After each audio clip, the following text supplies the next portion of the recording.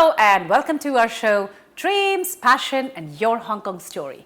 Today we have with us an amazingly dynamic and charismatic serial entrepreneur, Alan Lim. Hello Alan and welcome to our show. Hi Jia, thanks for inviting.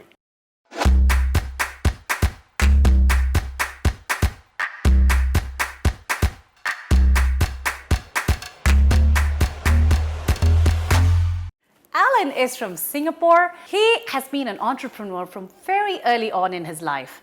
The first success came as early at the age of 22. While he was just finishing his studies in London, he founded an online retail company that went on to be big with an annual turnover of $50 million with around 80 people employed under him in less than 5 years without any external funding. Alan moved to Hong Kong in 2009, where he started ESG, which was his second company actually, and that was the e-commerce company providing cross-border e-commerce solutions to many international businesses. He then decided to scale it and did a joint venture with Kerry Logistics, which is Asia's largest logistics service provider. And now, together, Kerry ESG dreams of becoming global leader in providing e-commerce solutions to many businesses around the world. So Alan, tell me about yourself. You became an entrepreneur so early on in life at the age of 22. Where did you get your first business idea from? I don't think it was really an idea. It came as most entrepreneur as a surprise. It was a hobby. Oh. I was trying to buy a digital camera online, and I went to eBay at near midnight to look for a Fuji Porsche F610 digital camera. I could still remember that. Okay. And just when I have a £500 budget, and I thought, just before I click add to basket, the product was only selling for £284, and I said I could buy myself an XD card, extra battery, a mini tripod. Just when I was about to close my transaction, I realized that electronics always depreciate in price. Mm-hmm. And the seller probably couldn't ship in midnight anyway, so why not wait till the next morning? Absolutely. So I decided to take a screenshot, put the URL into my Excel, and wake up at 9 a.m. the next day. Click on the URL, and the price has turned from £284 to £425 within the period of 12 hours. Okay. So I get really upset. So I took out my laptop, I started documenting what are the variables that cause a big increase of about 40% over one 12 hours period. Yeah. And on my 32nd day, so I found out the recipe. And eBay runs as an auction only. Mm-hmm. There's no fixed price now in 2002. And which means if there are more people in front of the computer in the last 5 minutes of the closing bid, the price will be higher, everyone will be bidding up. Okay. And if no one in front of the computer, the price would be really low. Wow. So I asked myself, what are the factors that cause the number of people in front of the computer? Yeah. I realized it was football and weather. So in big football days, such as Manchester United versus Arsenal, no one will be in front of the computer, everyone will be having fun outside. Okay. And on the bad weather day, everyone will be, looking at the computer. It's a CRT at the time, keeping themselves warm and doing nothing. The price for selling on a cold weather is far higher than the football days. Yeah. So what I did is I basically just ended up buying on football days and selling on cold weather. So the arbitrage opportunity, you found it right there. Yeah, absolutely. So in the first year as a hobby, we turned over about £8 million. Okay, wow. At about 32% net profit. Amazing. So I ended up becoming someone who always wanted to become an investment banker.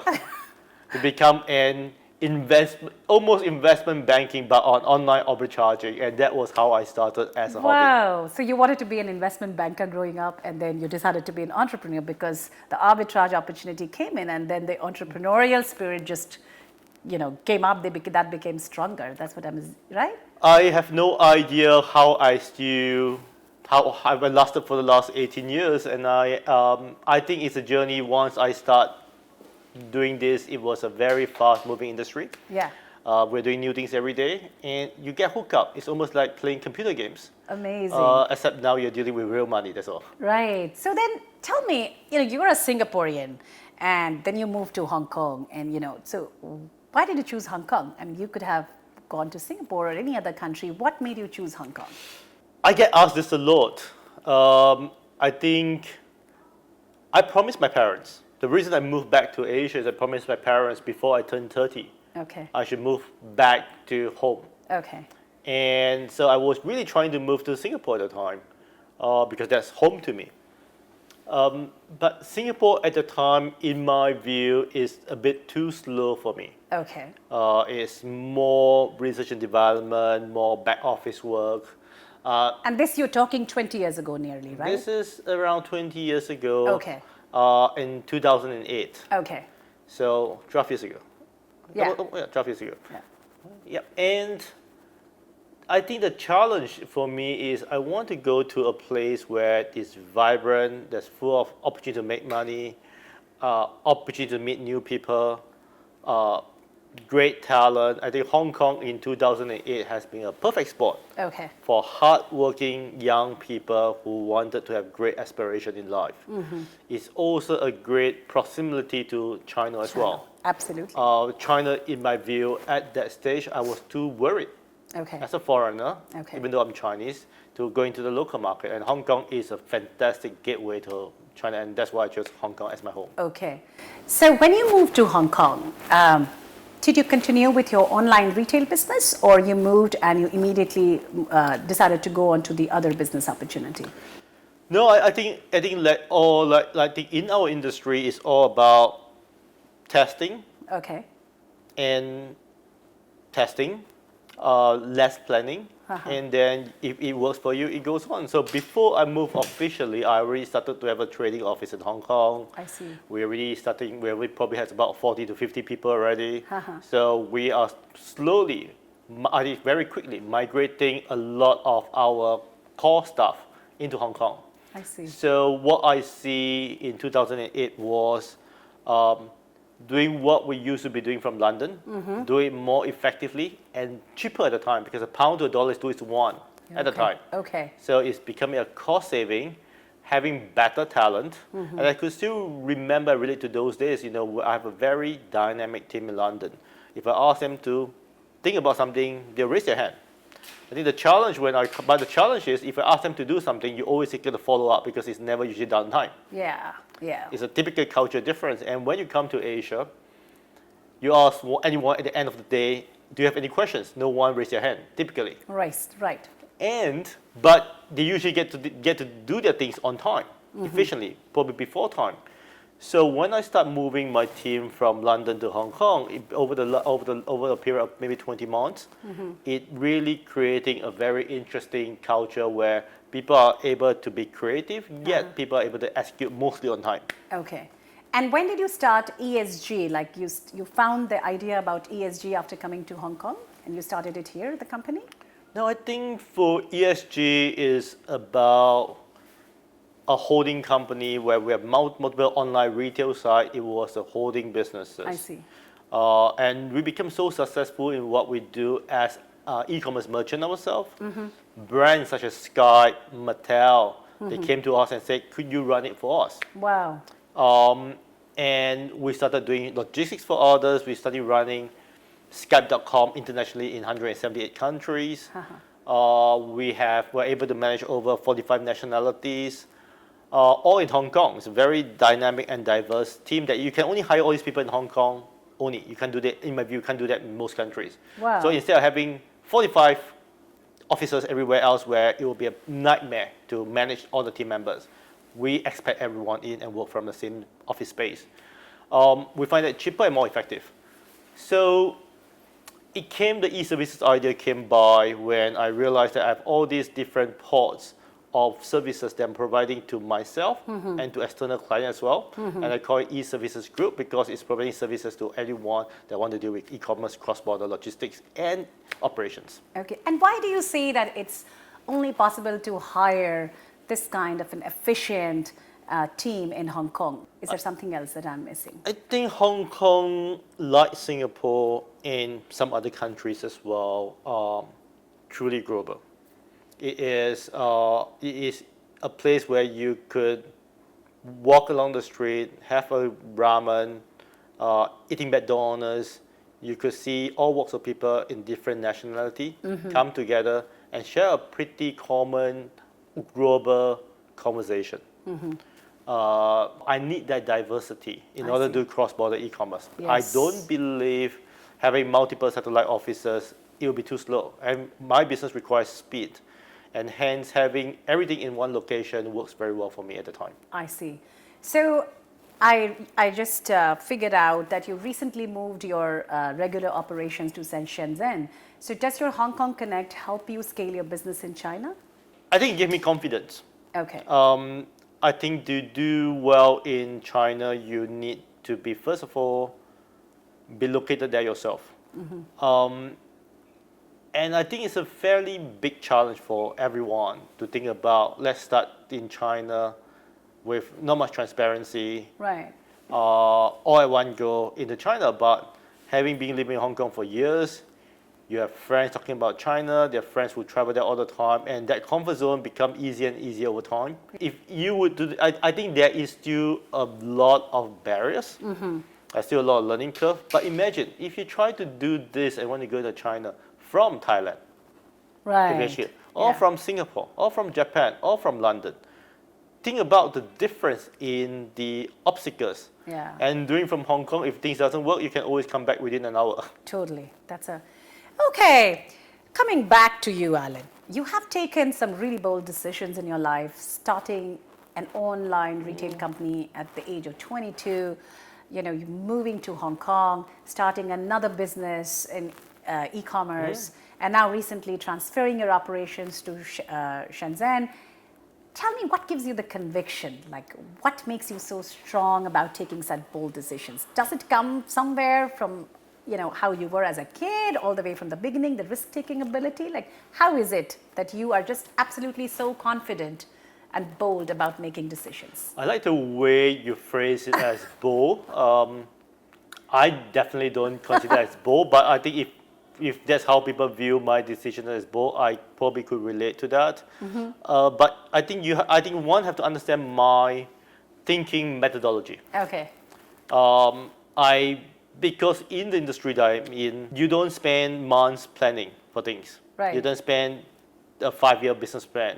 You Okay. spend a 6-month business plan, and you do something, Right. and wait for the feedback for the result tomorrow, Okay. and adjust and optimize. Okay. You'll never get 100%, All right. but you can, if you could get 90% in day one, 92% in day two, I save 2 months of planning, and I could get to 98% in 7 days. Okay. So that is the typical methodology that we have.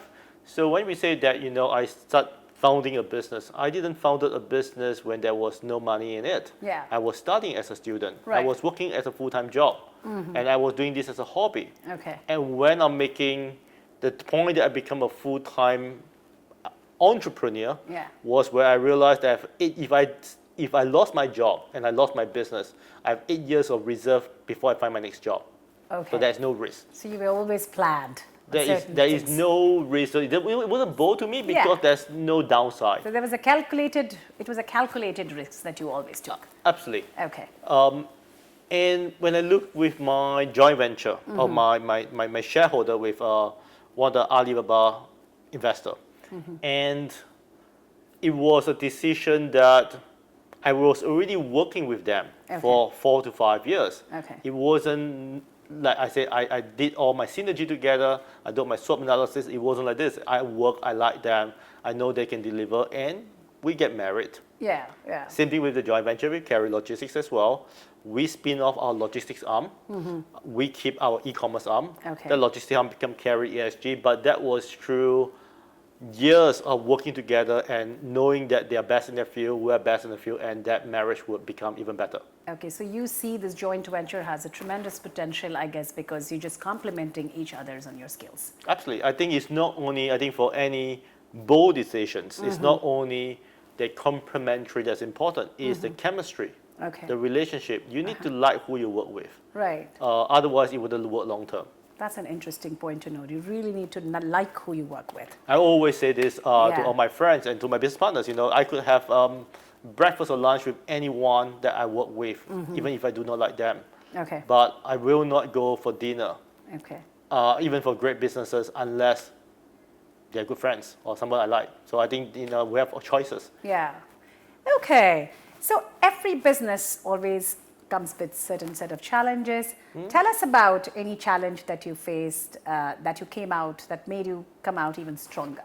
I think every day. Really? I think my wife made me the strongest person ever. I think I have multiple challenges, big and small. Some is critical. I think I overcome my first major crisis in 2008, and that was where the pound to a dollar collapsed. Okay. And I was selling majority in the UK market, so my revenue is in pound. Okay. And I started moving my team to Asia, which my cost is in dollar. Wow. Okay. Which is a wrong move at the time, if you look at the timing. And so the pound dropped 40%, which means I am selling online retailing in electronics. I do not have 40% in margin to cover. And we're doing at 200 million pounds of revenue. Okay. And if your margin has moved from 25% to minus 10%, Totally. and you need to still have the growth and it ought to be interesting for everyone, it's a big challenge. And your cash flow is negative. But interestingly, we started sourcing from excess supply from European market. So I was always buying from Asia and selling back to Europe. Okay. And I ended up swapping my business model within a week and say, now we buy from Europe and sell back to Asia. Okay. Because European market is down, there's excess inventory. We buy out from companies like Dixon's, Carphone Warehouse. We buy out the inventory at a big discount. They give us credit. We resell it back to people who we buy from. Right. Purely from the arbitrage in the very quick arbitrage, we survive Okay. by swapping my model from B2C to B2B in because we need to, not because we want to. I think 2016 was also, 15 was also a crisis as well. Our business model, when we be the online retailer selling merchandise to global customers, that business becoming obsolete because you are being replaced by all the Amazon, the Alibaba, who is willing to invest hundreds and billions of dollars in advertising and not be profitable today with a view of so-called lifetime value, which means that you don't profit tomorrow, today, you probably profit maybe 10 years later. We don't have the cash in the bank. I say I'm self-funded all this while. So what do you do then? We research the model. If I cannot beat the big guys like Amazon and so on, I partner with them. Okay. So today we are partnering with every single key marketplace, whether it's a Lazada in Southeast Asia, CD Discount in France, Allegro in Poland, Zalando in Germany. These are the big #1 players in the domestic market. We become their China representative. Well, you have achieved so much and you're still very young. I mean, you just celebrated your 40th birthday. I don't feel that way. My body's breaking apart. So tell us, what is the next 5 years for Alan look like? What's next for you? I really enjoy what I'm doing right now. I think from a business standpoint, I aspire. I think we are the leader in my field today in cross-border e-commerce and cross-border logistics. We want to be, or I personally want to be, empowering global trade. I want to make the world much more transparent. I think what is happening to the world today is very scary. It is becoming more isolated. Okay. The trade war has basically changed the US and China into different blocks. Absolutely. Now we're saying stop Hong Kong, China people from going to certain countries. Yeah. We definitely is more isolationism here. Right. But what I've been always empowering, encouraging is in e-commerce, in online, there's no barrier. You don't go to your laptop or your iPad and such. I want to go to the French website today.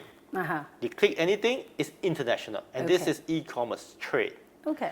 So I want to build upon what we built over the last 15 years to make anyone who want to buy anything from anywhere possible.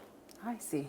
And we do that with logistics. We do that with our e-commerce platform. We empower people. So that's what I'm very great motivation to do so. And I'm also a big believer in brand manufacturer to consumer direct. Okay. I'm probably the facilitator for getting rid of all these middlemen. Okay. Traditionally, you got a manufacturer going to a distributor, importer, wholesaler, retailer. So what I've been really doing right now is manufacturer to consumer, having a platform in between. And once you get rid of the excess, capacity, you're able to get things cheaper, on time, faster, and most important, supply chain could understand what consumer really want and build products what they need. Wow. Previously, manufacturers and brands do not know what people want. Okay. Because there's no focus group and survey. Now, by doing this manufacturer or B2C brands to consumer, you get direct feedback and you build products what people want rather than what you think they want. Wow, Alan, you and your companies seem to me to be the next game changer. How has Hong Kong been for your personal journey, for your family, for your own personality? How do you like living in Hong Kong? I think sure. I think I have 3 kids living in Hong Kong. Develop, build, and they grow all. I mean, it started from Hong Kong, and I have 3 lovely children. They all both studied in Singapore. Singapore International School in Hong Kong. I call this home. Okay. I call this home. I think as I said, it has a lot of variety.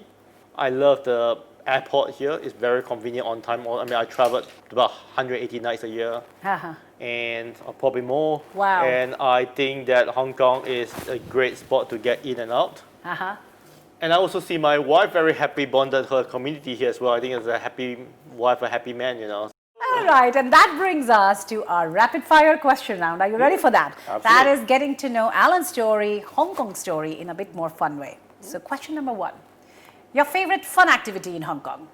Hiking, Okay. Your favorite casual dining place in Hong Kong? Deliveroo and Foodpanda. Whoa! Bringing back home is the most casual. Wow. And your favorite formal dining place in Hong Kong? I like, people know me for loving steakhouses. I like the Moltons. Okay. I like Wolfgang Park. I like, for Japanese food, I like Sushi Shin. For a romantic date in Hong Kong, I'm going to give you the following options and you have to pick one. Should I choose my own one, no? Yes, you can choose your own. If none of them fit in, then you can choose your own one. You would love to do one of the following: stroll on a beach in Hong Kong, go hiking on a Hong Kong mountain, a nice dinner, a musical culture show, or out on a boat on a romantic date. Actually, I haven't done all those for my wife for a long time. Personally, I think the most romantic date I could possibly have with my wife, Noanne, is surprise her by bringing to a place that she likes to, that with childhood memories. Okay. So, bring her to a place where she grew up when she was a student in primary school and she left for UK. She grew up in Hong Kong? She grew up to about 8 years old. Oh. And then she moved to London. So I think bringing her to places where she grew up and having How a meal. romantic is that? I thought so too. Wow. I just thought about that. Now I have to do it. How sweet. Okay. 3 words or sentence that describes your life in Hong Kong. Full of hope, Okay. which is 3 words. All right. I think Full of hope. Hong Kong is about if you believe in something and are willing to work towards it, there's always a chance you'll get there. So as an expat living in Hong Kong, being a Hong Kong resident now for nearly 10 years, what is it that you love the most about the city? Diversity. Okay. I love the diversity. As I said, I love the airport. I love the variety of food I can get. You can eat really cheaply and can look really good Michelin 3-star. Okay. I think that variety is really empowered me to give me, I work hard to have the freedom and option to choose what I like to have, and Hong Kong is a city. You could be in the center, in central, and right now in the south of Hong Kong, which is almost like Monte Carlos. Absolutely. And did you say airport? Did I miss that? Airport. I love the airport. You like Hong Kong airport? It's efficient. Okay. It's on time. I could get out from my office an hour before the plane Wow. depart, and I will still be on time. Interesting point to note. Okay, I haven't had many people who have said that. All right. What would you tell the business leaders around the world? Why should they engage with Hong Kong? I think Hong Kong has its challenge the last 12 months. I think let's not ignore that. But I think if you're looking to have a proximity in the North Asia region, Hong Kong is a great hub for you to access it. If you want to go into the China market, despite the challenges that we have, is still by far the best option. And clearly, Asia is a growing force. It's a big middle class income and growing and booming. And if you want to be taking advantage of this part of the world growth, you need to be in Hong Kong. Wow. Thank you so much, Alan, for coming to our show, and we wish you all the best in all your future endeavors. Lovely, thank you. Stay tuned for our next episode on dreams, passion, and your Hong Kong story, where we shall be bringing you yet another fascinating story from Hong Kong.